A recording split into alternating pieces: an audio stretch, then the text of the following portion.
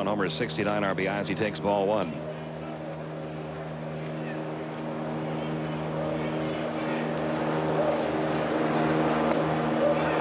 Down and in, the count 2-0 on Grissom. You're talking about Terry Collins being aggressive on the bases early in the inning. He's also making some changes here in an effort to try to win some ball games. This was Shane Reynolds' normal turn, and he's been their biggest winner of the year. In the air to shallow right field. Derek Bell out there waiting. And he'll take it one down. Yes, in fact, Terry Collins, as long as the Astros are still alive in that Central Division race, he has juggled his pitching rotation, as Joe told you, holding back Hampton to pitch against the Braves today, moving Shane Reynolds back to the Florida series. And the rest of the way, he's going to give as many starts to Shane Reynolds and Darryl Kyle, who have been his two top pitchers, as he can. He's also going to replace Donnie Wall in the rotation with Doug Drabek against the Marlins. He wants to get Drabek's experience in there. So he has got everything geared for Houston still having a chance to catch St. Louis. Terry Pendle in the batter, hitting .244 with 11 homers. Takes a strike outside corner. But the Astros have very little margin for error right now. They've got to win. Well, that's what I was talking about at the end of the top half of the first inning. They did everything right in the ninth inning. They only got one run. That was what hurt them. Right back to Hampton, and quickly 2 are down in the bottom half of the first. They had runners at second and third, one out, a line drive base hit to right, but they had to wait to make sure the ball got over the second baseman's head. So as a result, only one run scored. Now Chipper Jones, who brings a 10-game hitting streak into this one, hitting .314 for the year. 30 homers, 108 RBIs. This is the third double-digit hitting streak that Chipper Jones has had for the Braves this year. His longest one was an 18-game streak.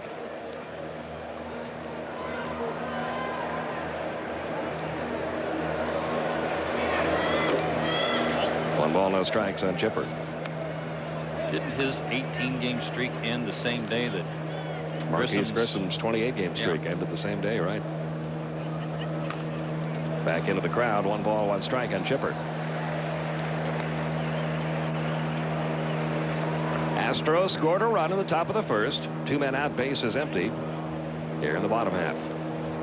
On a beautiful day here in Atlanta. 78 degrees, 49% humidity. 1-2 now on Chipper Jones.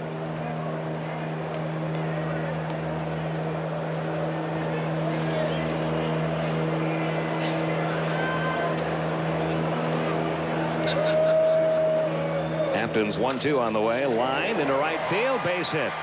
An 11-game streak for Chipper Jones. The Braves have their first base runner of the afternoon.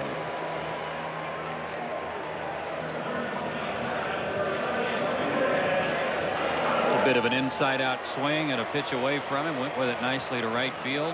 It's been amazing to me all year, Joe, and Chipper's been in one of his hot streaks, and he's been in a lot of them, how many times he continues a hitting streak his very first at bat in the game. Yeah. That's hit number 179 on the year for him. Now Fred McGriff hitting .294, 26 homers, 100 RBIs. Upstairs, ball one.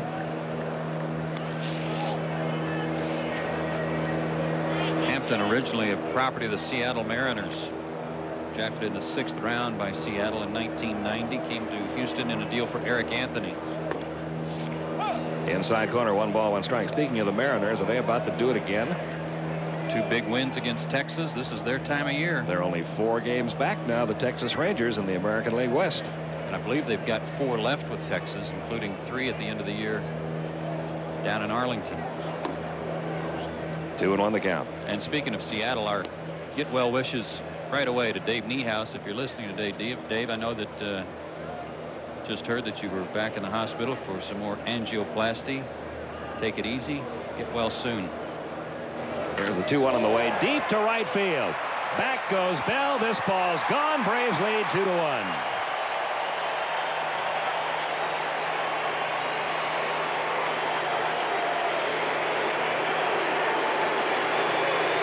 Home run number 27, RBIs number 101 and 102 for Fred McGriff.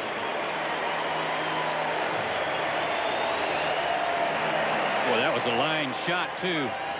Not the customary high, long fly ball by Fred. Breaking ball that didn't have much on it. Stayed inside. And a low bullet.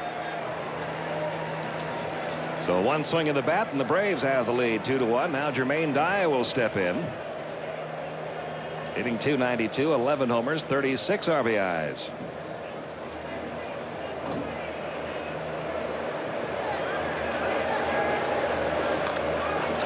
That'll be out of play, and the count 0-1. How about Hideo Nomo last night? No hitter at Coors Field. Could have thunk it against that lineup.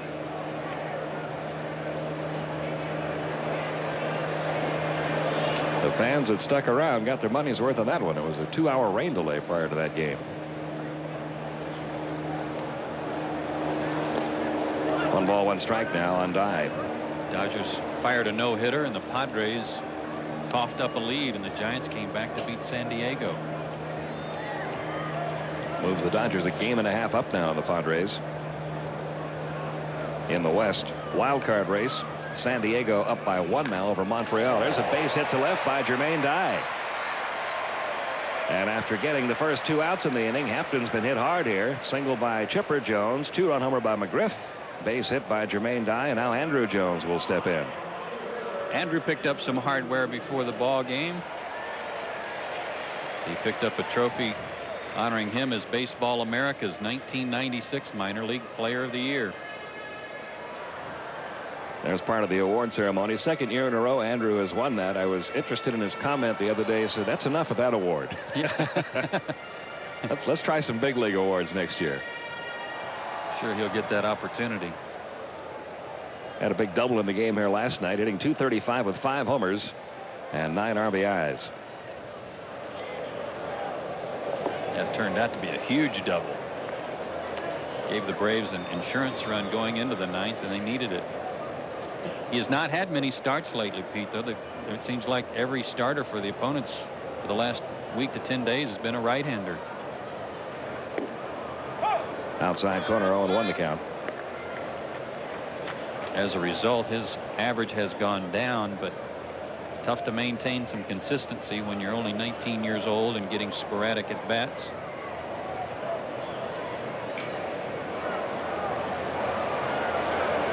Here's the 0-1 on the way, and it stayed high and outside. 1 ball, 1 strike on Andrew Jones.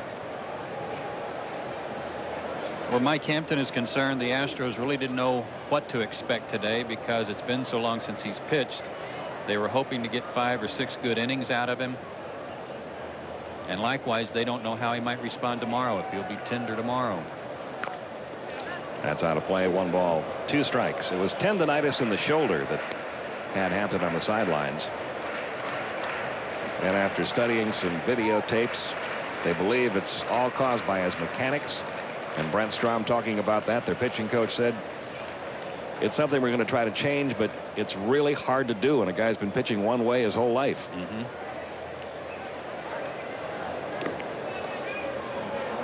Since he was acquired from Seattle, he's been a very solid starting pitcher for them. He's gone 21-18 with an ERA in the 3s. Ahead in the count on Jones, 1-2. In the air to left. Derek May out there under it. And he's got it for out number 3, but the Braves turn things around on 1 swing of Fred McGriff's bat here in the bottom half of the 1st. We go to the 2nd, Atlanta 2, Houston 1.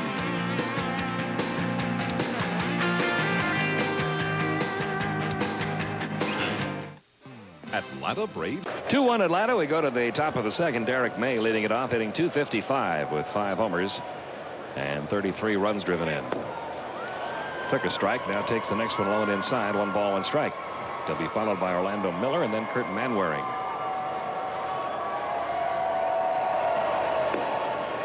1-2 the count.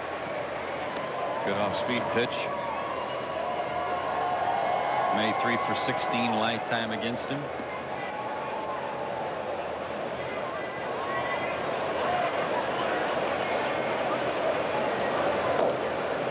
Two balls, 2 strikes on Derek May. As outstanding as Maddox has been in the past on the road, this year's been a nightmare for him on the road. The opposite is true at home. He's pitched quite well here.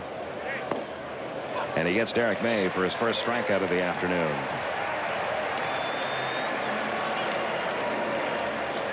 Overall 10-3 here at Atlanta Fulton County Stadium. This will be his next to the last start in this stadium in the regular season. He will get the last game on Monday against Montreal against Mark Leiter.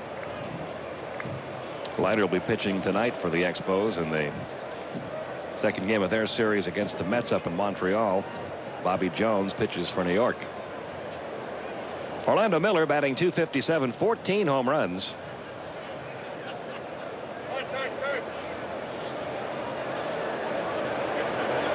And he steps out trying to slow down Greg Maddux. Maddux pitching like he's got a tee time later this afternoon. Wouldn't surprise me. There's a strike of the knees, 0-1.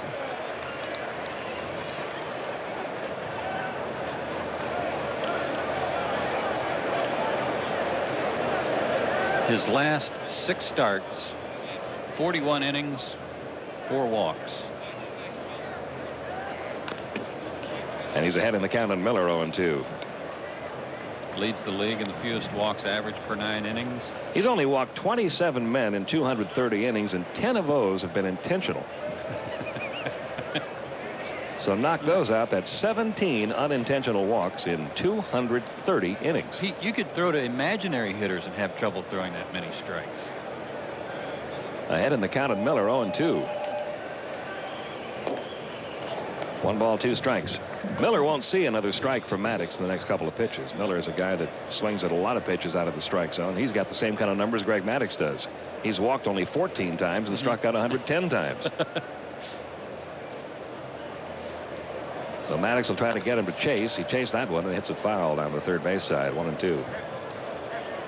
He did this last night. Miller did this to John Smoltz on an 0-2 pitch. He hit a double to left center on a ball down and away. A good fastball, by the way. And then late in the game, on a similar pitch, about the same location as that one you just saw, he did the same thing to Mark Wohlers.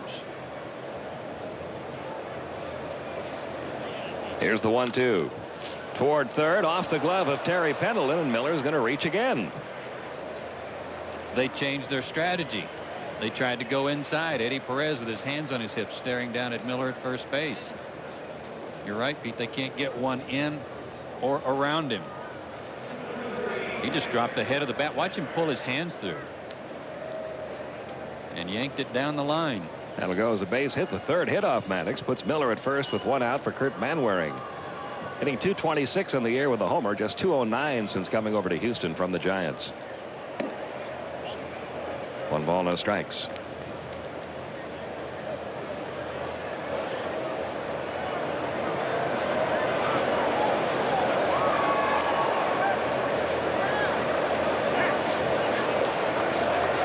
Rays leading at 2-1. We're in the top half of inning 2. Montreal here tomorrow to open up that 5-game series. Steve Avery against Pedro Martinez in the opening game of the series tomorrow night.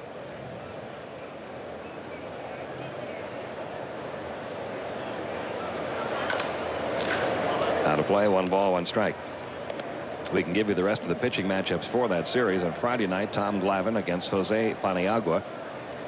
On Saturday night, Denny Nagel against Omar Dahl. Sunday afternoon, it's John Smoltz against Jeff Facero. And then Monday night, the final regular season game here at Atlanta Fulton County Stadium, Mark Leiter against Greg Maddux.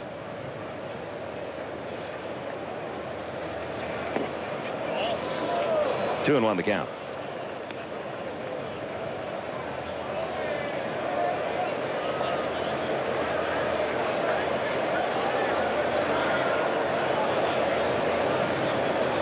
When it's getting late like this in the season and you're down 3.5 games, you get a little desperate. Chance for 2 here. Lemke is going to go on to first. Now McGriff's going to throw down to second. Chipper Jones chasing Miller back to first, and McGriff will apply the tag. There's a tricky way to turn a double play. It goes 4-3, 6-3. And it gets Maddux out of the inning. We go to the bottom half of the second. Braves still lead it 2-1.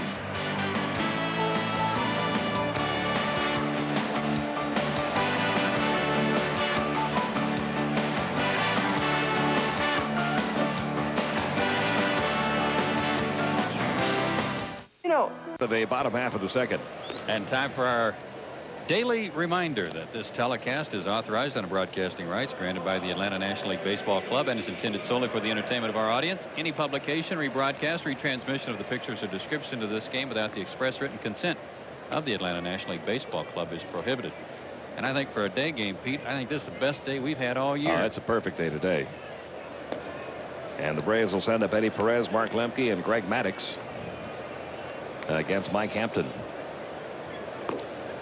Houston travels on to Florida from here. They have an off day tomorrow, then a weekend series beginning Friday with the Marlins. Did you see if Jeff Blauser was here today? Did you notice he's in the dugout? He is on his way to the Gulf Coast League. Going to play a couple of games down there in the Gulf Coast Instruction League. Instruction League. I think that's a great idea. Get him some at-bats there and be back probably in time for Saturday's game, if not Friday's game with Montreal. Eddie Perez, 285 in the year with 3 home runs, and he's driven in 15. One thing they can do in the Instruction League, they play with very loose rules down there. It's not a real league where they do keep stats, but the stats are kept only for the convenience of the organization to study how guys do. But if you want to, you can have a guy hit in every inning. See, I think that's terrific to do that. And that's what Jeff Blauser needs right now, is some at-bats against live pitching.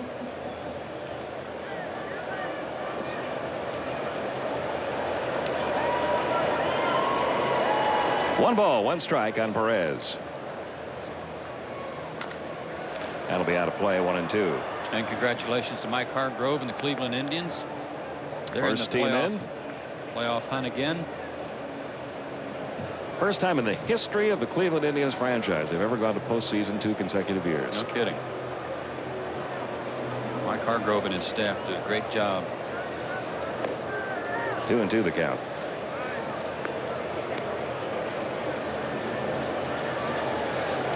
That Kevin Seitzer was a great pickup. He had a grand slam last night. He's a solid player and certainly an offensive force. Into right field. That's going to drop for a base hit. Good start to the bottom of the second as Eddie Perez picks up the Braves' 4th hit of the game. And the batter will be Mark Lemke. As Joe told you, Lemke, a late addition to the starting lineup. He had to come out of the game last night. His back was bothering him. And so they waited for Mark to get to the ballpark today and loosen up, take some cuts, take some ground balls, see how he felt. Tough to keep him out of the lineup. Today might have been a good day to take a day off, though, Pete. He's only 1 for 14 lifetime against Hampton.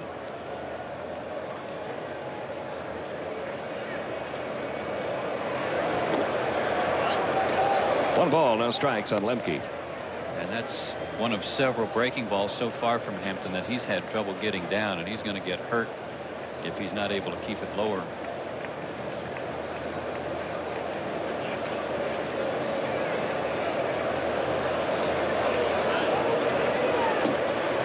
There's a good one. And the count even, 1 ball, 1 strike.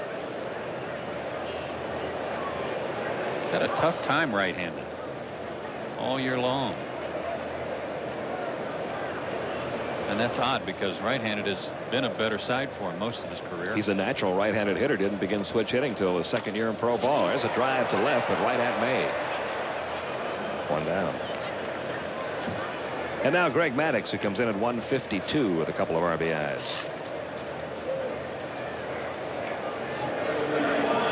See if he tries to bunt the runner over here.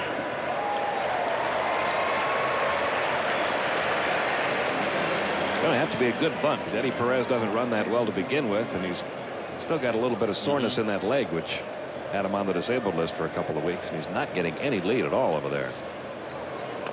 And there is the bunt. It'll be fielded. Well, a little bit of a miscommunication between Bagwell and Hampton there. They get the out at first, but they might have had a shot at Perez at second had either Hampton or Bagwell immediately come after that ball. They're aware that Eddie Perez doesn't run very well. I don't know that they know he's still suffering a little bit from that pulled quadricep muscle, but had they known, they might have forced the issue a little bit on the bunt. They have crowded Maddux a little bit more. 2 gone, runner second. Back to the top of the order, Marquise Grissom. Fly to right his first time up. 9 hits away from 200.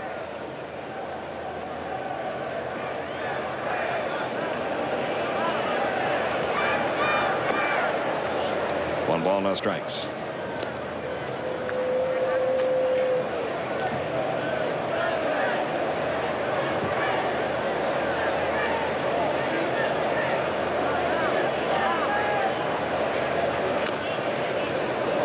That evens the count, 1-1.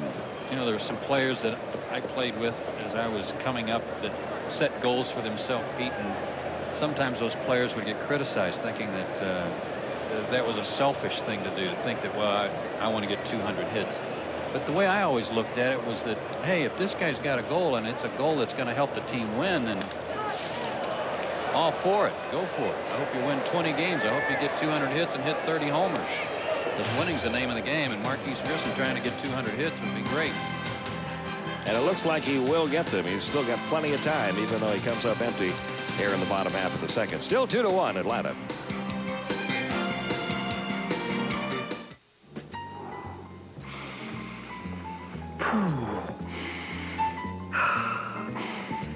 Are you all right, sir? Isn't that heavenly? I don't smell anything. Precisely. Because Delta is the first U.S. airline to fly totally smoke-free worldwide. So it's clear skies anywhere you go. Are you hyperventilating? No, I'm English. Oh. Here with this summer, with the Centennial Olympic Games here in Atlanta, and all the Braves baseball we bring you here on TBS. As we go to the top half of the third. Pitcher Mike Hampton will lead it off. Not a bad hitter, hitting .220 for the year.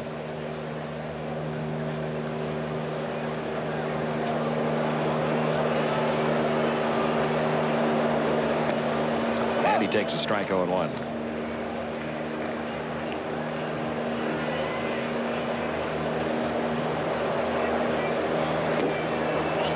One ball, one strike. Braves leading at 2-1. Rays have 2 runs, 4 hits. Houston 1 run, 3 hits.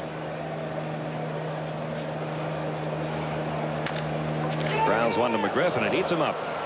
Trickles down the right field line. Hampton on his way to second base as Andrew Jones runs the ball down now in foul territory. And they're going to score that a double for Mike Hampton. I think that's a good call. That was a tough hop.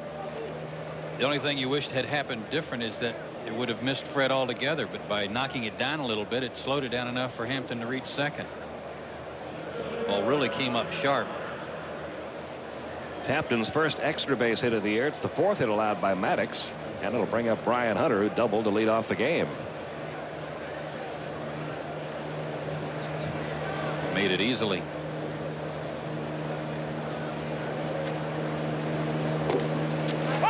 Outside corner for a strike, 0-1. Hunter's got the potential to be a very, very good major league player. The one thing that they'd like him to cut down on a little bit if he's going to be a leadoff hitter is his strikeouts. Yeah. He has struck out 85 times in 494 at bats.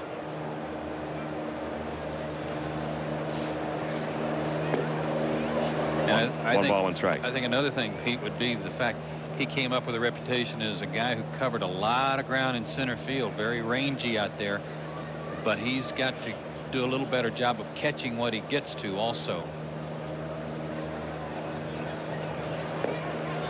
Just off the outside corner, 2-1. I mean, I think he has the potential to be a Devon White type player, and that all starts with defense.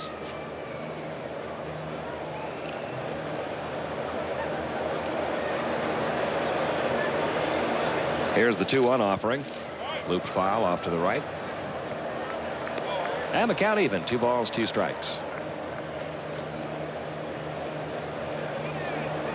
Craig Biggio, I think, was the first player in the National League to get one of those protective devices for the elbow. He's got his on, and now there's so many guys wearing them. Hunter's got one on now.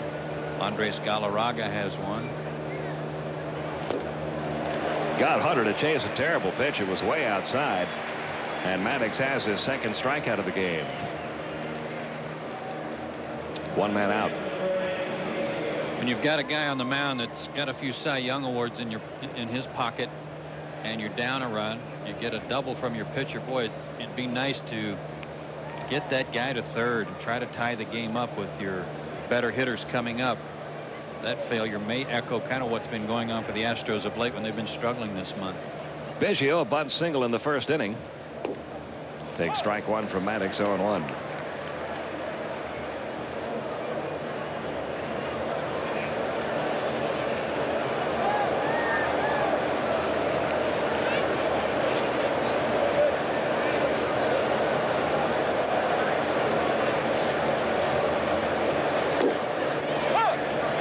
Inside corner, 0-2 now on Biggio. After last night's game, when Biggio hit into that double play to end the game, both he and Mark Wohlers talking about how they didn't do what they were trying to do. Biggio said he wanted to do anything but hit a ground ball that might wind up being a double play. And Wohlers said he didn't think he could get Biggio to hit a ground ball. He was trying to pop him up or strike him out. But it worked out in the Braves' favor. There's a ground ball to the right side. That'll get the runner to third. McGriff wins the race to first. Hampton moves to third. 2 outs. He put the ball in play, and maybe that would have gotten the run home had he been at third base to begin with. But Hunter striking out didn't help things, and this is what the Astros have been facing this month on the road. An ERA over 8 makes it tough on the offense. Those numbers look a little familiar, don't they? Yes, they do. Look very close to what the Braves were going through on that last road trip. 2 outs, runner third for Jeff Bagwell. Hit into a 5-4 force play, driving in his 116th run. That ties the Houston club record, which he set back in '94.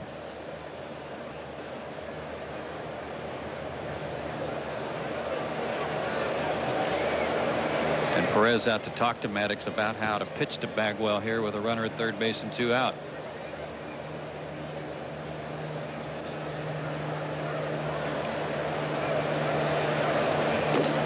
You mentioned last night, Pete, that it looks like Bagwell's even in more of a crouch than he was at the beginning of the season. Looks like he's riding a Shetland pony now instead of a thoroughbred.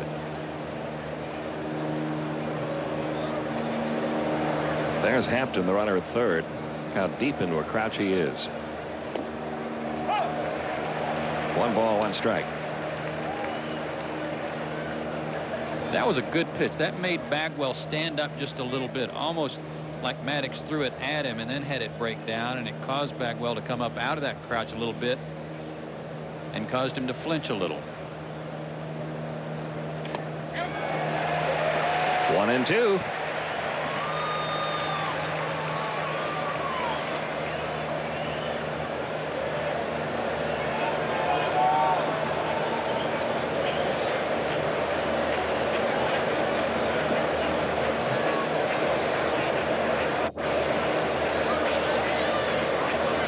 One-two on the way, a little bit low. Ball 2. 2 balls, 2 strikes on Bagwell. Runner at third, 2 outs. Braves up 2-1. We're on the top of the third. Braves have won 6 and lost 5 against the Astros this year.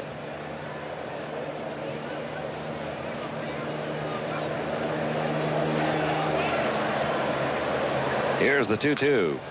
High in the air to right. Andrew Jones out there waiting for it. And that'll do it for Houston in the third. They get the leadoff double. Can't get him in. We go to the bottom half of inning 3. Still 2-1 Atlanta. Remember the stadium that you attended? It's a little different now as the renovation has begun, getting it ready for the Braves for next year. A lot of changes going on across the street. But take a look at the Exit AR scoreboard schedule in the National League. Los Angeles at Colorado. That's Estacio and Reynoso tonight. San Diego has Ashby on the mound against Watson. New York at Montreal, as Pete told you, Bobby Jones against Mark Leiter. Cincinnati at Pittsburgh. Florida at Philadelphia. Chicago at St. Louis. For St. Louis, it'll be Stottlemyre on the mound against Traxel. In the American League, Toronto at Milwaukee. Boston at Detroit. Baltimore and New York will play 1 tonight. That's Erickson against Pettit, and apparently they're in all kind of a uproar in New York about the doubleheader tomorrow and how that will be arranged. More about that in a minute. Cleveland at Chicago, Minnesota at Kansas City, Oakland at California tonight, Texas at Seattle. The Mariners will try to get within 3 games of the Rangers as Bobby Witt is on the mound for the Rangers against Sterling Hitchcock. Here it's 2-1 Atlanta. We're going to the bottom half of the third. Terry Pendleton bounced to the pitcher his first time up, leads off. Yeah, that's a real mess in New York. They tried to play last night in rain and didn't even get through the first inning when they had to call that game. They waited around for a couple of hours. That's in the left field. Miller couldn't get the glove on it. And Terry Pendleton aboard to lead off the bottom of the third. And my understanding, Joe, is that the Yankees wanted to play a day-night doubleheader on Thursday, but the Oriole players vetoed it. Well, why didn't they play a doubleheader today, Pete? On the last trip in, it's supposed to be a hard, fast rule that you play a doubleheader on the next available day. Now, I understand tonight is an ESPN game. They're going to broadcast that game. But since when should that take precedence over the league rules and getting these games played? Yeah, these are very important games. I agree with the Orioles. To heck with that day-night stuff. Play the doubleheader today like it's supposed to be played. Here's Chipper Jones, bouncing ball up the middle. Miller has this one, steps on second, high throw to first, pulls Bagwell off the bag. He came back and got it. Good recovery by Jeff Bagwell after a high throw by Orlando Miller to get the double play. Orlando knew that if he went on across the bag, Terry Pendleton was going to get in his way, so he tried to throw as he stepped on the bag, off balance. But watch the recovery by Bagwell. Jeff, not a real tall first baseman, but he was tall enough for that one, and then able to stretch back to get the base.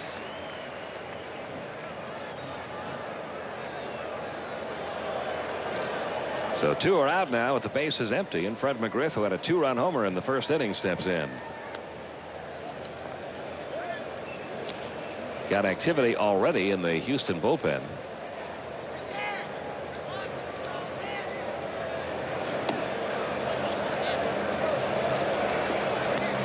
Donnie Wall has begun to throw.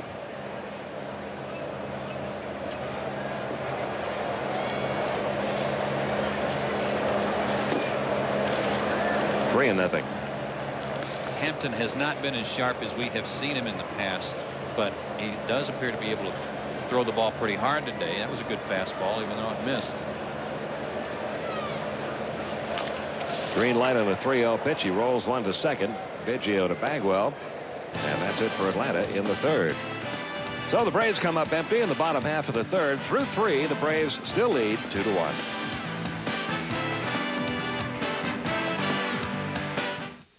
Can't believe. I think all of our questions will be about this ballpark, which will go out of business here for the regular season next week. What year did the ballpark host the All-Star game, and who hit the game's first home run in the only All-Star game played here in Atlanta? We'll have the answer for you in the bottom half of the inning. Right now we go to the top of the fourth. Braves leading it 2-1. Sean Barry leads it off against Greg Maddux. Joe. Barry, Bell, and May. Maddux has allowed 4 hits, but only 1 run, and Barry sends a little soft fly into shallow right. Lemke going out. Here comes Andrew. Man, where did he come from? That was a huge gap between Lemke, Jones, and Grissom, and Andrew came like he had jets in his shoes. He's not even in the picture here. Looked like it was going to drop between Lemke and Grissom. Now watch. Here he comes. Boy, did he close that gap up in a hurry. Tremendous speed.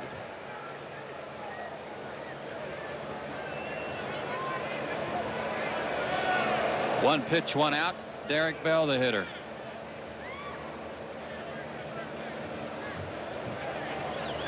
Bell bounced back to Maddux his first time up.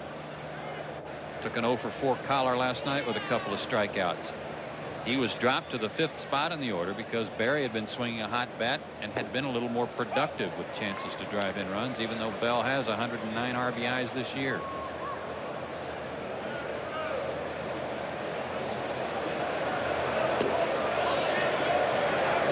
He is the man of many stances. Feet close together, feet wide apart. Close together being attempted right now. Off of his foot, and count 1 and 2. He really hasn't been able to get it going the second half of the season. He had a very good first half for Houston.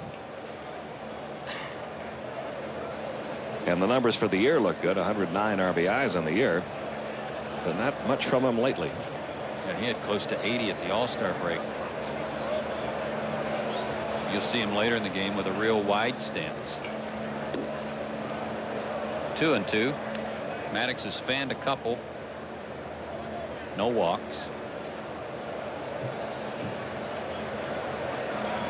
Breaking ball out of play.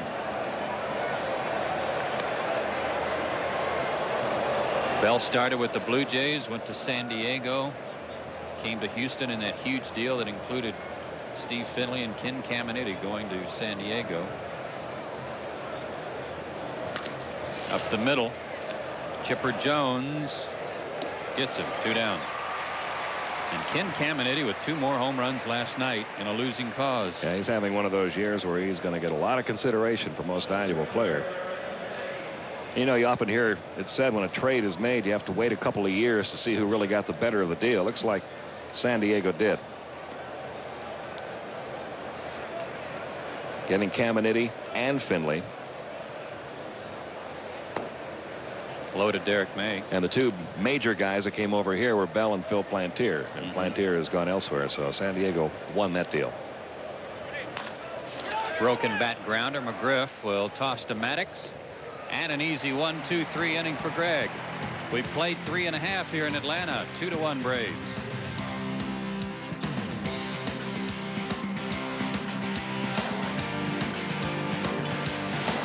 Home run off Gaylord Perry. National League went on to win it in the 10th inning. And my guess would be we'll see another all-star game in Atlanta. They've already awarded it through 99, so maybe just after the turn of the century we'll have another one here in the new ballpark. 2001 in Atlanta Odyssey. 2-1 Braves. We go to the bottom of the fourth. Jermaine Dye singled his first time up. Comes up empty, 0-1. His average up to 295. 2 homers, 7 RBIs in his last 10 games.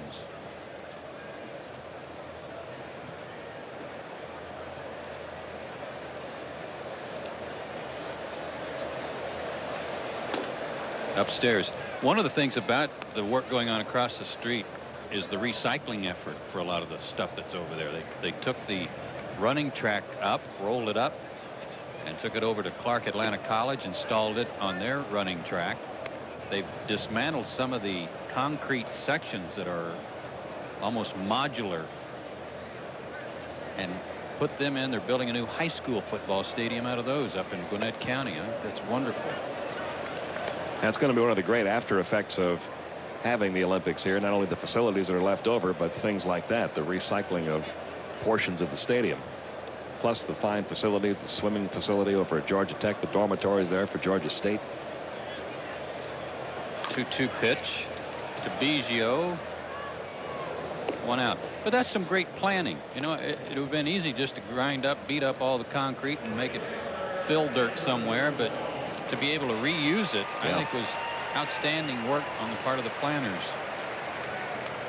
Those pillars you see will remain as sort of the outer fence of the baseball part of the ballpark. There will be a plaza in left field. And it's my understanding, Pete, that right in that area we're looking now, there will be some offices erected for the Braves down the left field line. Andrew Jones flied out his first time up. Yeah, this time next year it's going to look a whole lot different over there. Andrew made a great. We hope. Yeah. Let's hope so. 2 good change-ups, 0-2. Made a great play in the top of the inning. He's racking up a lot of honors.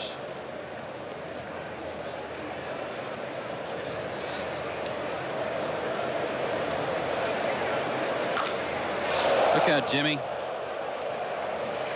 Mike Hampton just learned that even though you might make him look bad on a couple of off-speed pitches, you try to throw the fastball in on him. Can't get it by him. Jimmy Williams avoiding that one just barely.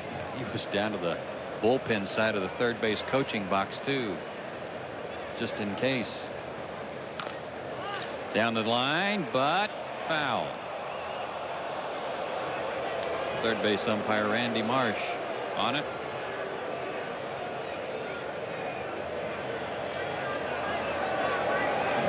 Still 0-2.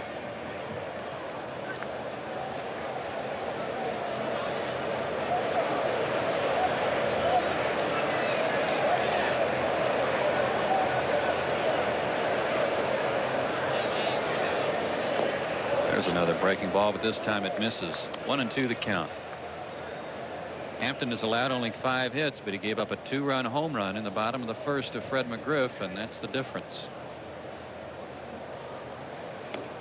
Misses again with the breaking ball. 2-2.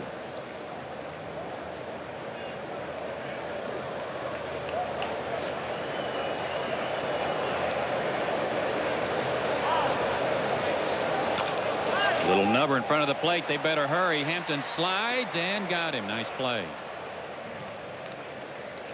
That was pretty smart on Hampton's part to go into that slide to get low to get the ball, and then enabled him to pop up quickly.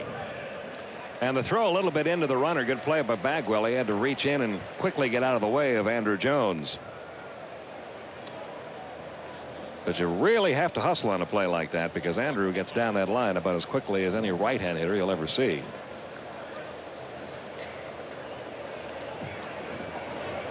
Eddie Perez singled his first time up. He's 3 for 5 since he came back from the disabled list. Had a 2 for 4 day in New York.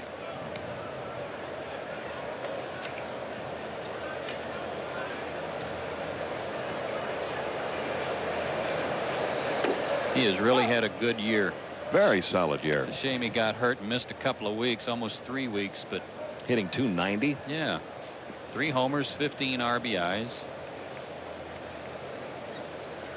And hits another one hard, but right at Barry, who throws him out in a 1-2-3 inning for Mike Hampton. We've played 4 innings at Atlanta Fulton County Stadium. Still 2-1 Braves.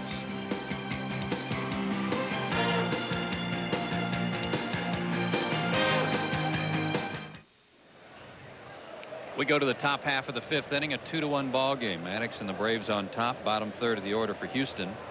Orlando Miller singled his first time up.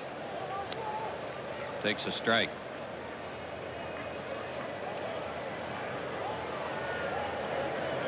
Miller had 2 hits last night in 4 trips, including a double off of Smoltz.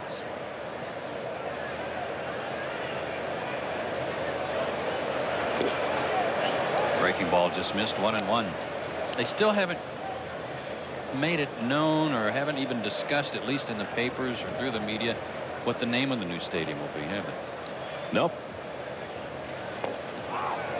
1-2. Be interesting to see if the trend continues here in Atlanta that has in so many other cities, where the rights to the name of the stadium are sold to a sponsor. Ah! You don't like that? Ah!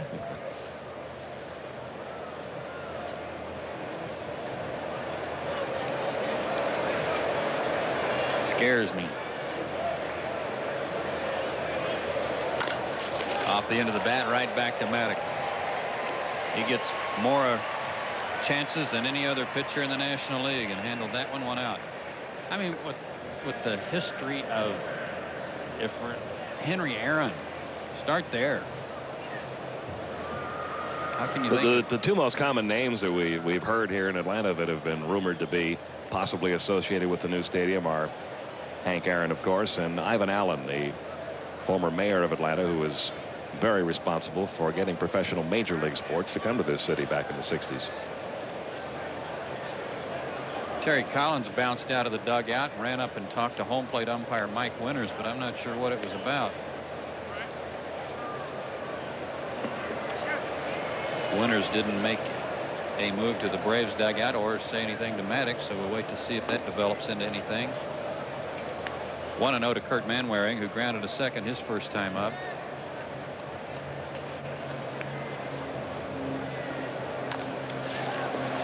Out of play.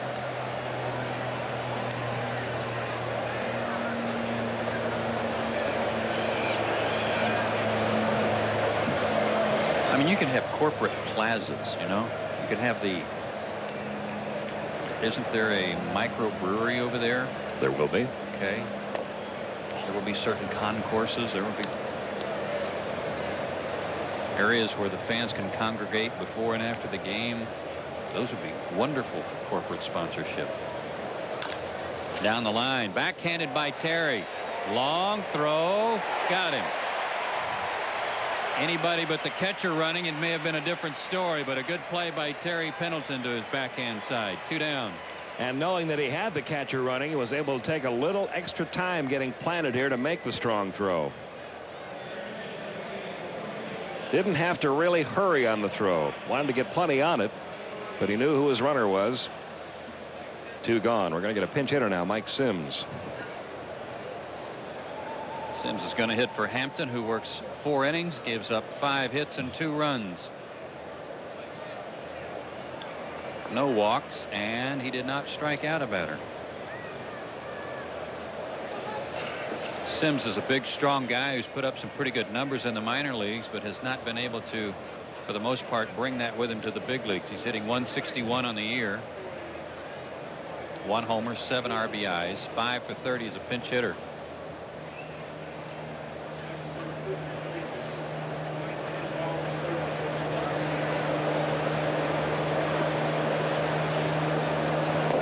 And Maddox starts him with a breaking ball. Hampton pitched well, but he may have tired a little bit, Pete. I mean, he gave up the 2-run homer. That's all he allowed run-wise. I believe that's Well, double. they have to be encouraged by the 4 innings that Hampton gave them. 1-1 the count. Key will be now how he feels tomorrow. Exactly. They have a day off tomorrow before starting their series with Florida. Shane Reynolds scheduled to start that series opener down against the Marlins. 1-2 to Sims.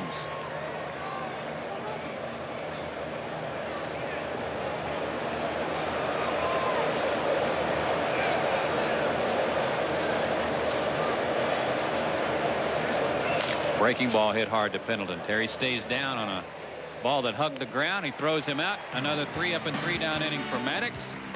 He has retired 9 in a row since the double by Mike Hampton, and we played 4.5. Skip and Don head your way. 2-1 Braves.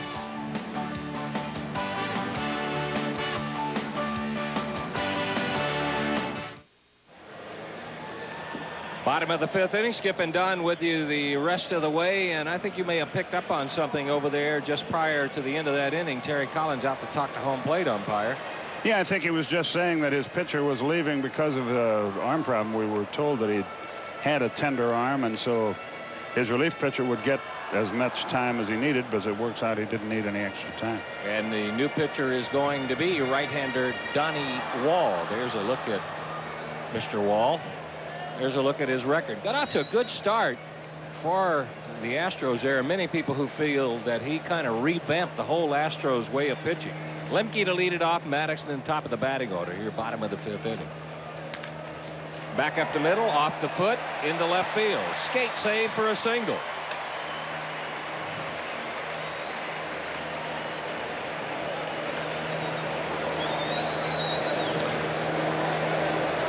Lemmer playing hurt, but he's hit the ball hard both times up there. Yep, right off the old ankle bone. So Lemke has his first hit. He'll stand at first for Greg Maddox, who's already laid down 1 perfect sacrifice, sending Eddie Perez to second. Back in the 2nd inning. Hampton went 4 innings. He gave up 5 hits, 2 runs, both earned. Didn't walk anybody. And didn't strike out anybody. But by Maddox is a good one. Bagwell charging in, but the only thing he'll be able to do is toss to Biggio. So Maddox with his 2nd sacrifice of the day and a little insurance for the Braves in scoring position. If you're filling out your score sheet, write in sacrifice 3-4. Or BTFBT 2B. That's Florida scoring, we call that. 1 out. Grissom is flied to right, and he's popped to first.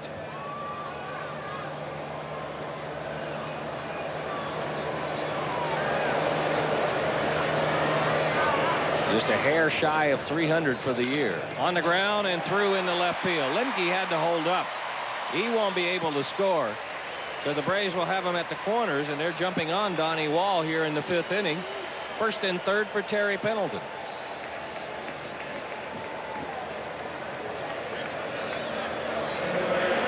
Curveball, he just stayed right on it and got it into left. And you see the hesitation. That's the right play by Lemke. He wouldn't have scored even if he'd been running all the way. So he's at 3rd. Grissom will be over at 1st. Pendleton up for his 3rd at bat. He is 1 out of 2. He has hit one back to the pitcher and single.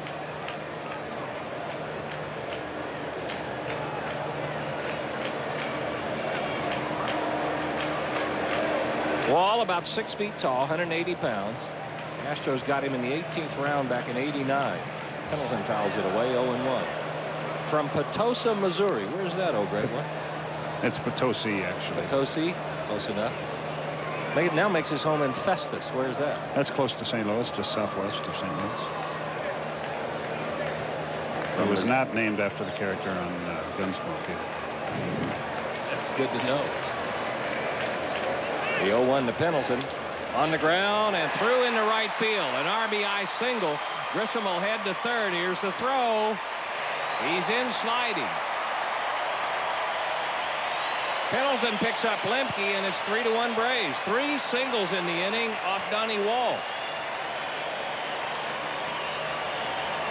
Maybe Wall should have taken a few more warm-up tosses. Another breaking ball, but Braves right on it. Chipper, the hitter. I wonder if he's tipping off pitches. It looks like they're They are sitting on it. Comfortable swings. Good hustle by Grissom. Chipper Jones is 1 out of 2, singled and scored in the first inning, grounded into a 6-3 double play back in the third inning.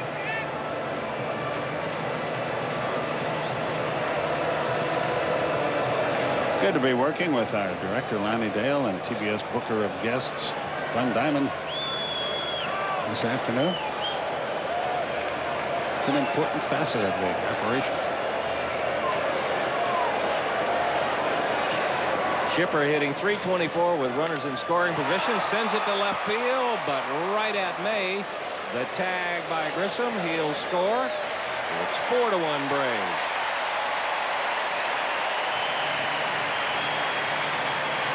Jones with his 109th RBI of the year. By the way, I got a nice note from a gentleman named Alex Bars, who lives in England. Big Braves fan. Says, while touring the south of England last week, I came across a wonderful street named Chipper Street in South England. That is a bit of all right. Here's McGriff. Bye-bye.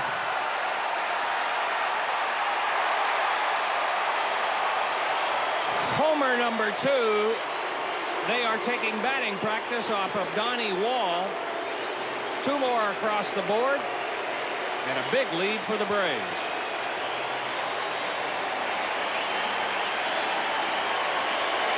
What has happened to this guy? He's a good pitcher, or was earlier this year, but boy, that jumped all over him here today. No activity in the bullpen. Right down the middle. And not much doubt about that one, about 5 rows back.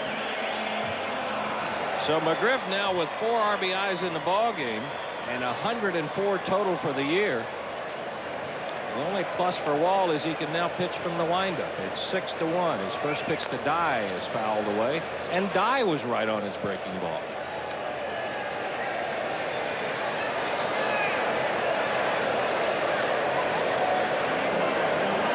How many 2-run home run games is that this year for McGriff? Mr. Sibbons? Number 3, isn't it? That's his 3rd. To center field. Another base hit.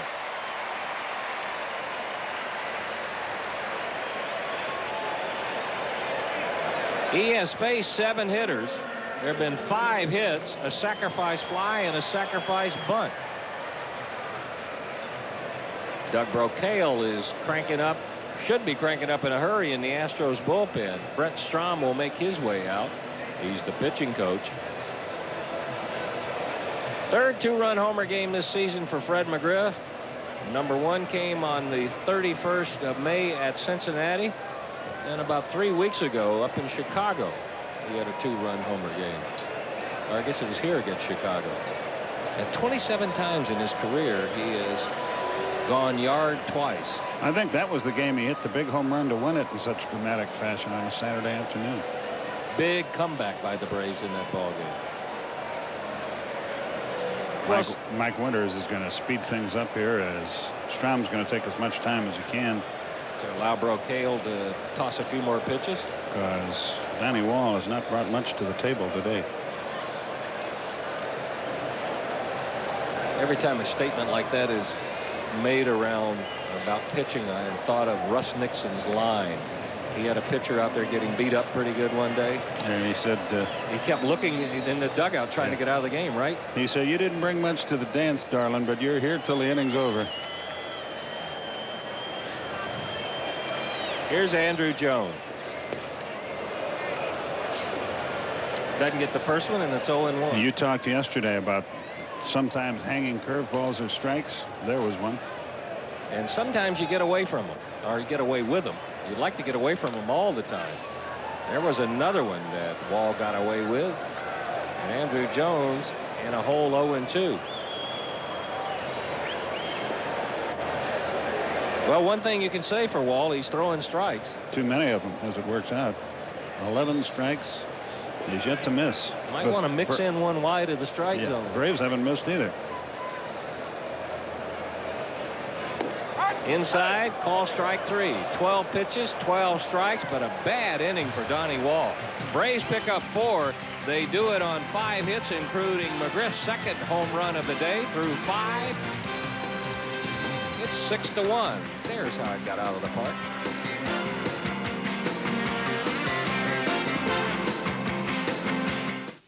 Can MasterCard reward golfers? To a golfer, there's no better feeling than a Budweiser game summary before we go to the 6th inning. The story of this one, Greg Maddux and Fred McGriff. They have done the job as the Braves have built a 6-1 lead out hitting Houston 10-4. Here's the 6th, and here's Don.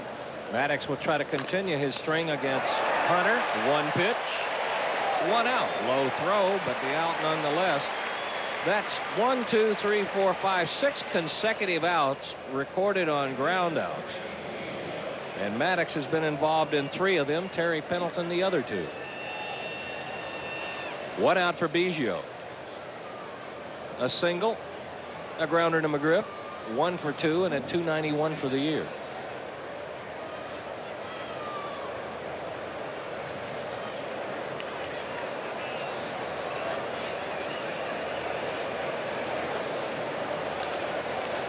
Down low, 1-0. Well, congratulations to Hideo Nomo.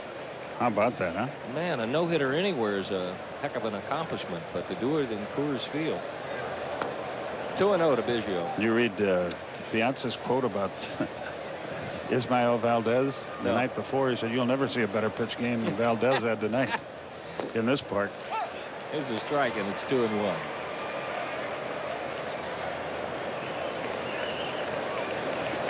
Yep, typical Maddux games. Only 2 fly ball outs.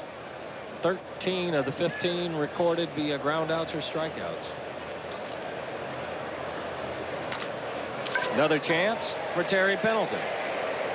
Strike to McGriff, 2 gone. You watch Greg Maddux, it's almost like his philosophy of pitching is, I know you're going to hit it, but I know where you're going to hit it. And he pitches to almost, you see a lot of pitchers try to pitch to avoid the bat. He wants to use the bat to his advantage. I didn't mean to laugh in your face when you started that thought, but I was watching Maddux. He walked over to talk to Pendleton. It was almost as if, okay, you're always coming over here. I'm going to come over to your neighborhood. Bagwell will bat. First pitch swinging, sends it foul down the left field line. He's grounded into a fielder's choice and flied to right.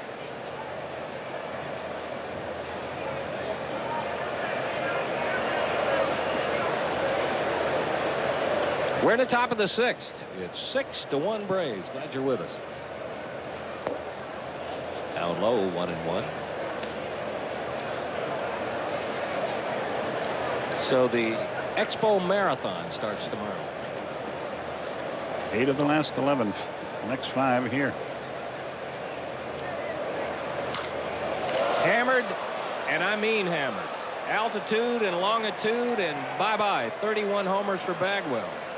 Oh, did he crush that one?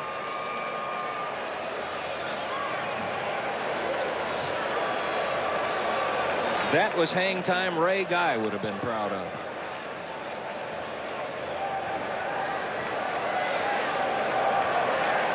Uh, 11 home runs allowed by Maddux. You had to pass the correct tense on that statement. Yeah, he smoked this ball. I never saw it land because as soon as he hit it, I started writing. Bagwell now with 117 RBIs, including 2 today. Berry will bat with 2 gone. He is 0 for 2, a grounder to short, a fly to right.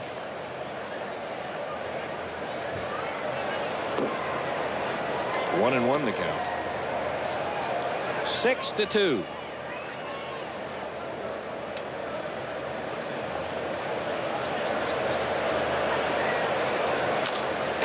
In the air to right field.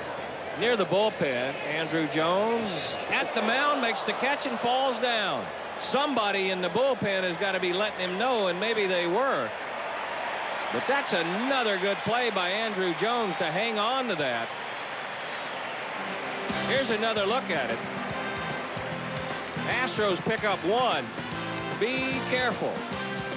6-2 the score.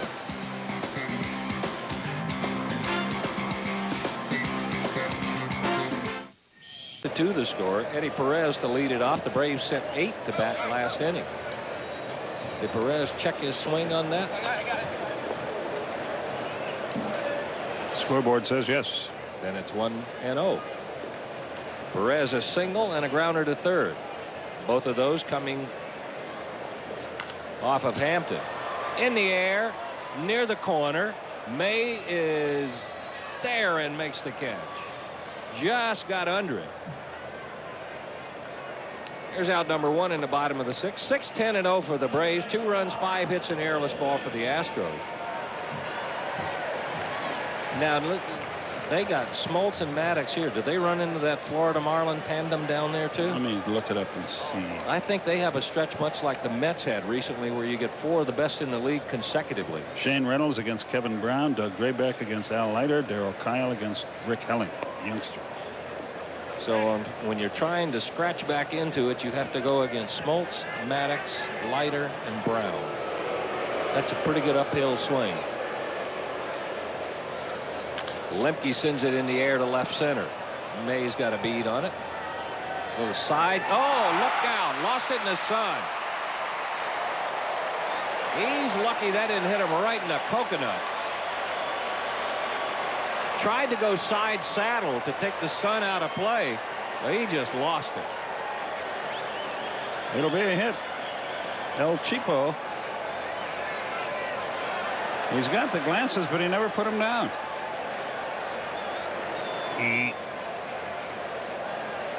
That's one of those where for doing that, you should give him an error. Why take him out there if you're not going to use it? Maybe have a glasses contract. Lemke is at second. Here's Maddox. First pitch swinging, pops it up. Third base. Barry shades his eyes, fights the sun, and makes the play. Look at the pitcher Wall. He was right there in case he lost it in the sun. I'll catch it if you don't. So out number 2. Wall should be headed back for the Astros dugout. But a gift double for Mark Lemke has him standing at second. And Marquise Grissom will come up for at bat number 4 of the day. A fly to right. A pop to first. Single and a run scored in the 5th inning. Grissom now 8 hits away from his stated goal of 200. Good stop by Manwaring, and it's 1-0. Boy, has he gone to the plate a lot this year. 639 official at bats. How many times he's walked?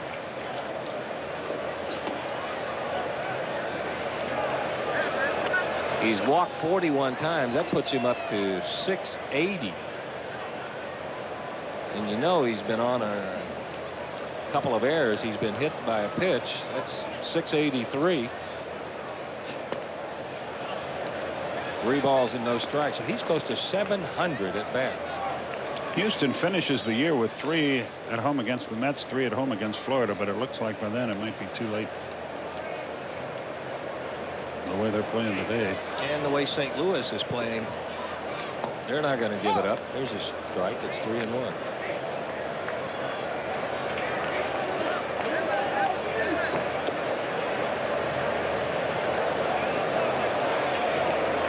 Grissom at 300 on the nose.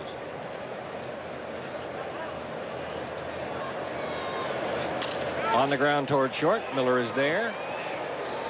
Plays the ground Skinner and throws out Grissom. Braves come away in it, big boy. Right yard Don Sutton. Derek Bell leads it off. He's tapped to the mound, grounded to short, and looks at a pitch high and away. 1 ball, no strikes. We go to the 7th inning. Braves on top 6-2. Maddox cruising along here. High fly ball. That should be easy in right field. Andrew is there waiting. 1 up. That is the 4th fly ball hit to the Braves right fielder in the game today. Derek May, the batter.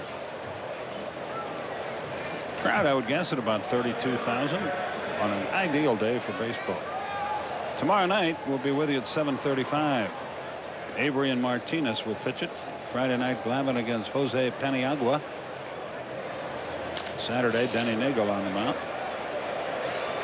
2 out.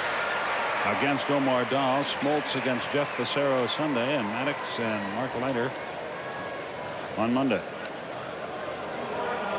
May flies to left, and Orlando Miller, the batter.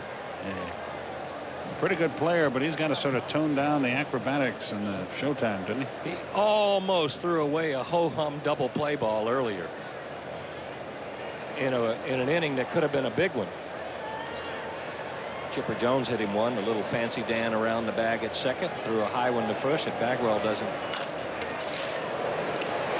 make a great play, it's an inning. Off the end of the bat, a little looping liner, and a very easy inning for Maddox. He loves that one. Braves on top 6-2. Johnny Wall did not have a good outing. He's a fine young pitcher, but today was not his favorite day of his major league career. He went 2 innings. He allowed 6 hits, 4 runs, threw a home run ball, struck out 1, did not walk anyone.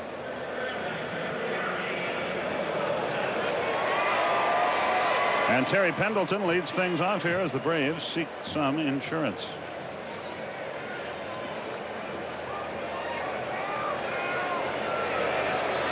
Hernandez 5-5, a 4.56 earned run average. Fastball outside to Pendleton. And Terry Pendleton goes to stance 107B against Hernandez. A little bit further up in the batter's box and not quite as open as we see him against power pitchers.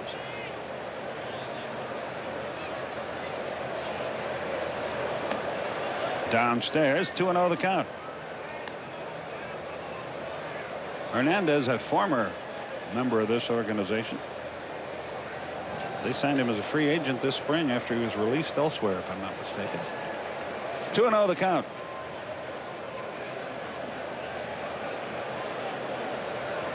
Nobody on, nobody out. Braves breezing, it would appear, 6-2. Bottom of the 7th. Ground ball right back where it came from. Hernandez up and throwing, 1 down. So Pendleton is retired. Chipper Jones, the batter. He's had a good day. 1 for 2. He has scored a run, driven 1 in with a sacrifice fly. The RBI is 109th of the year.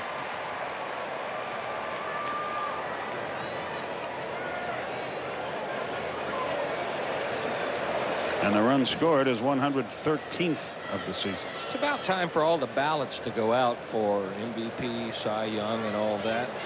Well, I don't see how you can not pencil Chipper Jones in near the top of the heap. It's going to be tough this year because so many guys are having incredible years. Ellis Burks, Andres Galarraga, Ken Caminiti, Mike Piazza, Chipper Jones, Marquise Grissom. It may be one of the best contests we've had for MVP in my memory.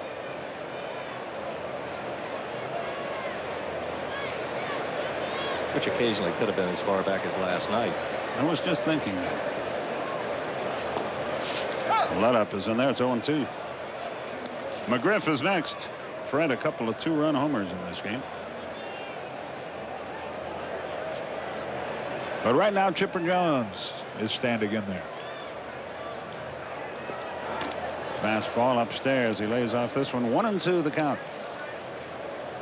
I think you'd like to have a guy be consistent all year long, but if a guy's going to make a jump in his batting average and in his production, I think you'd like to see out of them what you're seeing out of Chipper Jones the second half. It seems like pennants are won the second half, and you like your guys to be productive.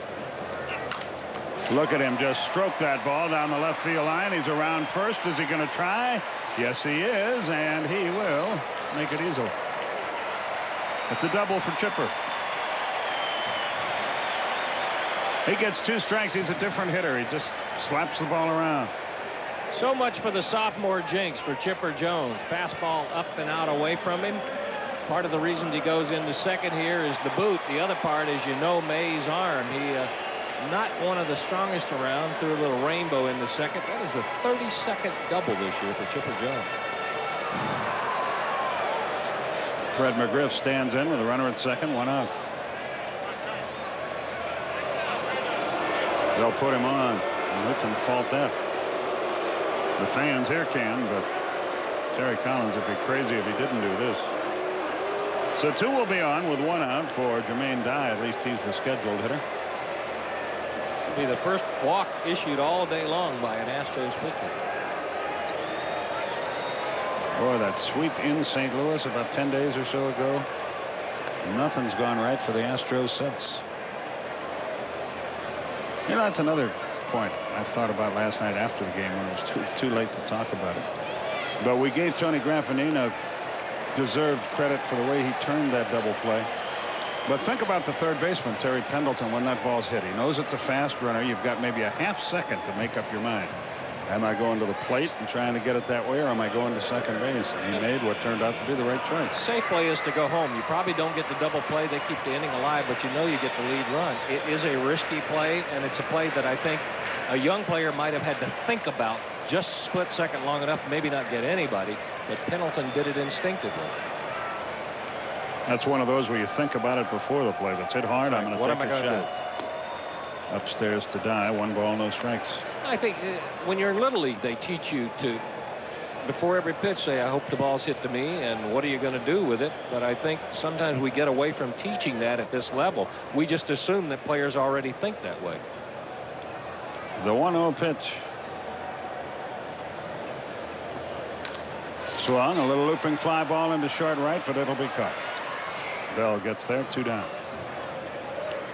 And Andrew Jones will be the batter. 6-2 Atlanta, 2 on, 2 out, bottom of the 7th.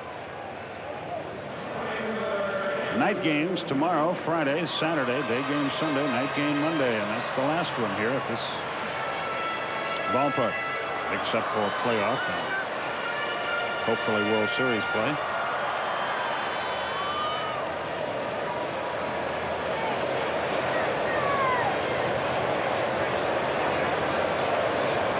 Andrews flied to left, tapped to the mound, and called out on strikes.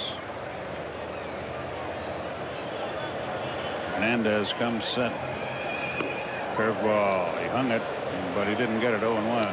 Jones upset with himself. He had a pitch to hit and failed to do so. I think he's going through a time when he's pressing just a little because he's had 4 or 5 hanging breaking balls to hit this year, and just because he's a little over anxious, just can't quite pull the trigger on it.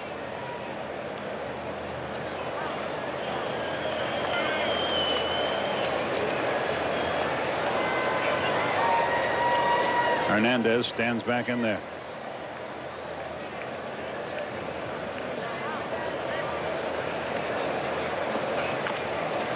Fouled that one off. He's in the hole. 0-2. McGriff at first. Chipper Jones at second with 2 out. Going to be a frustrating time for Andrew Jones because he's played so much so regularly, and I'm sure he's had slumps in the minor leagues, but he knows he'll be back out there tomorrow in the minor leagues, and the next day and the day after to work it out. Here he might play, go for 4 today, and it'll be 5 days before he can really work on it again. The 0-2 pitch. Downstairs, 1-2. He's handling it okay. He knows the situation. You got to remember, though, I can't remember it, but many of you can remember being 19 years old. Naturally, you're a little impatient. Especially when you've enjoyed so much success so early. Out in front, when he stayed alive, fouled it off. It's still 1-2. I think one thing, though, that's an indication of how much of a mature 19-year-old he is, especially as an athlete, is that he has already been able to separate the phases of the game. This is a part he's struggling with a little bit right now, hitting. But boy, you cannot tell it when he goes to play right field.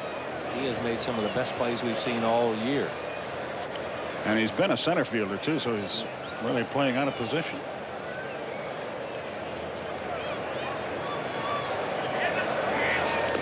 Into the dirt. Good play, Manwaring.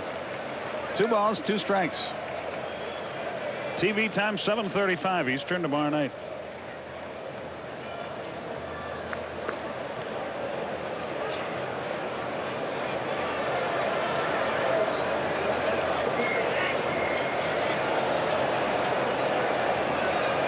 Braves trying to take a 6.5 game lead over Montreal. Another hanger, and he didn't get it, and the inning is over. So the Braves threaten, but they come up empty. 1 hit, no runs, no errors, 2 runners left. At the end of 7 complete, it's 6-2 Atlanta.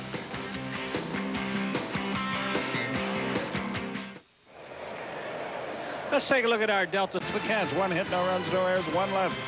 Bottom of the 8th, 6-2 Atlanta. For Houston, Xavier Hernandez went an inning, gave up a hit and a walk, struck out 1, no runs. Hudak, no record, of 4.66 earned run average. This is his 11th game. Had he been healthy this year, the story might have been a good deal different for the Houston team. He's the guy that had to have a rib broken to repair his arm. The wind and the pitch. Perez fouls it back into the upper deck. Henry Matthews offered at that one and made a fool of himself. 0-1 the count. Yeah, Hudak had that rib was causing a strain on a vein in his arm, and they were worried more about his overall health than they were just pitching. So he had to have surgery to correct that. 0-2 the count. In fact, on that foul ball, Henry looked a lot like Brother Gary going after that one. Just kidding. 0-2 the count. Don't be pointing at him. It was your there. The 0-2 pitch. Outside, a ball and 2 strikes. Our camera crew, by the way, folks, you're watching the very best when you watch Braves baseball. I'm not talking about the announcers. I'm talking about our crew, our technical people. I don't think there's any doubt about it. And the reasons are pretty obvious. They do an awful lot of games, A, and they take great pride in doing them well, B.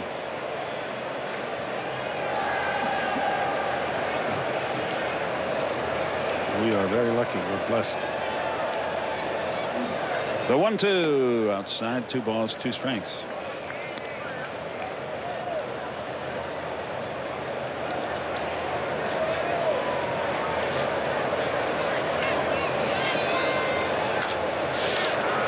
High pop on the infield. Biggio battles the sun and wins the battle, 1 out. Here's Mark Lemke, who's had a good day, a double, a single. He's scored a run. The big story offensively has been Fred McGriff with the 2 2-run homers. Greg Maddux has pitched just 83 times in this game, 26 balls, 57 strikes. He has not had a 3-ball count yet. No batter has had a count of 3 balls in this game. That's amazing.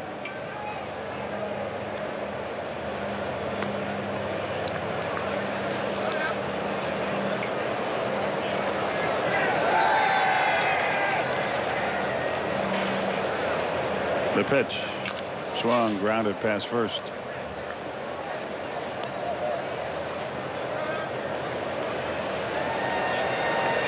Greg Maddux waits on deck, looking ahead to the Astro 9th. Bagwell, Berry, and Bell. If anybody gets on, Derek May. So some tough outs still to be recorded. Let up. Sails outside, 2-1. They get Hudak back healthy next year. Again, Houston will be among the favorites in the Central Division. Line drive. Did he have another hit? Bell dives. Did he make the catch? No, he trapped it. Bell argues about it, but it's called a trap by Brian Gorman. Here comes Terry Collins. So Gorman, an equal opportunity umpire, gets an argument from both managers before the game is over. And he didn't go out there very far to take a look at this one either. He was staying right near first base. Close-up look. Looked like he caught it, didn't it? Yep, kind of hard to tell from that angle, but it sure looked like he got here. This will give you a good angle. Screened out, but the glove goes under there. That is, here's the angle that'll probably be able to see it. That's a catch. And I have a feeling that if Mr. Gorman had been out there for a little bit better look at that ball was hit pretty hard. He might have been able to see.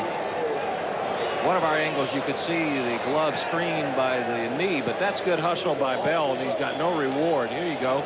Take a look. You play umpire. But you can see right there, Brian Gorman did not run out there. He just turned around. And I'm sure that's what Terry Collins is talking about. Here's Greg Maddux, who in all likelihood will be bunting here. They don't want him running anyway.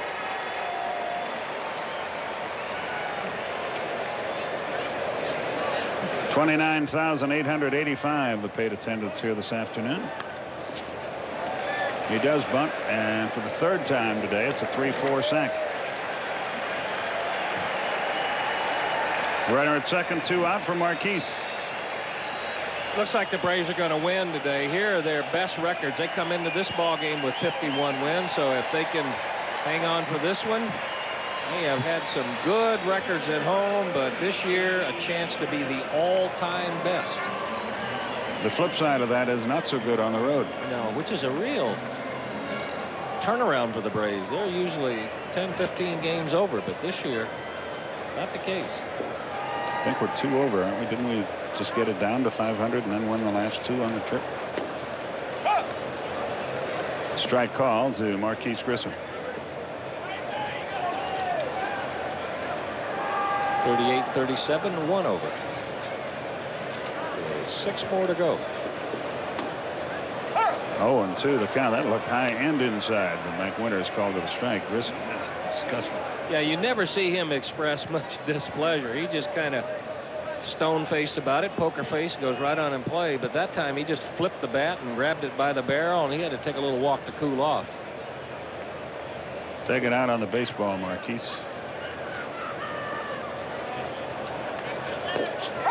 Strike call. Doesn't look low and outside. Grissom called out on strikes. The inning comes to a close.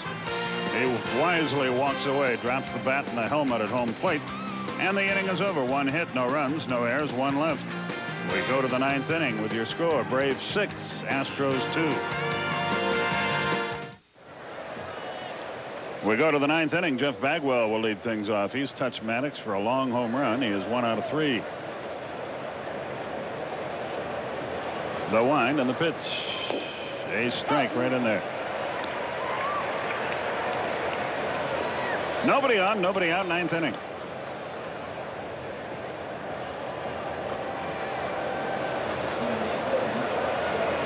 Curveball fouled away, 0-2. So Maddux quickly out in front. That's a pitch he's been holding in reserve. Maddux has a good curveball, but he is so successful pitching off the fastball fastball change combination. He doesn't break it out that often. He has a good one. The 0-2 pitch, here it is. Downstairs, a ball and 2 strikes.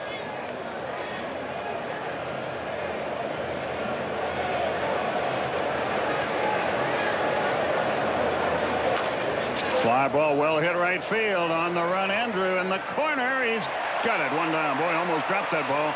Sort of bobbled it, but he held on. 1 away. He has become very familiar with all the nooks and crannies in this right field corner. Sneaked a peek here to see where he was, and I think you mentioned he almost dropped it, but I think he was just preparing to hit the wall. Caught it out there, and I just wanted to make sure he didn't run into the wall. Look how his head doesn't bounce up and down as he runs. He keeps it very still, kept his eye on the ball, made a nice play. And just cradled it into his chest. Berry takes the strike. He has grounded to short and twice flied to right field. 5 putouts for Andrew Jones out there today. Ground ball to third. Pendleton comes up. 2 out. Maddux in this inning, 6 pitches, 5 of them strikes. 89 pitches overall as